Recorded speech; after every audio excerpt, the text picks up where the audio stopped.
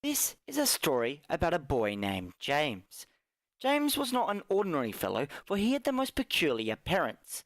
From a very early age, his mum and dad were always fixated on the idea that James, their son, was an alien. So intense was this fixation that they insisted with countless tests and had cameras put everywhere as to have constant observation of their son.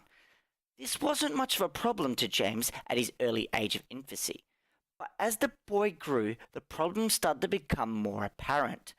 His first day of school would serve as a perfect example as to how much of a problem this deluded fixation was starting to become. It was when his parents asked their son's teacher if they could set up monitoring equipment in the classroom so that they could watch their son whilst he was at school.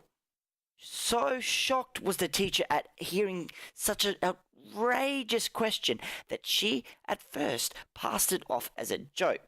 But when she saw that James's parents were insulted by the teacher's response, she tactfully dictated that they should take it up with the principal. So off they headed, so certain that the principal will solve the issue and finally allow them the monitoring of their child at school that they have been demanding for. The principal, when upon hearing the parents' claim, sighed briefly and sat upon his overly large leather chair and responded with saying that they had no right to such intrusive idea and asked what brought on such a ridiculous motion.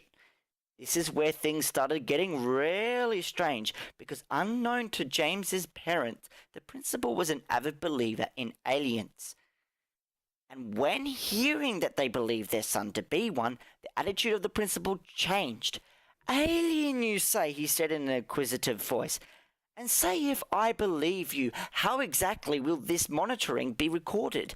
And what purpose would it serve into finding out whether your son is really an alien or not?" Much discussion was had between the principal and James's parents, and was concluded with the approval of the monitoring of the child at school under several conditions. One, that equipment must be hidden. Two, that no one but them can know. And finally, that he would receive part of the credit if their son actually turned out to be an alien. Hello, and thank you guys for listening to that. That is a quick little snap of a short story that I have been writing.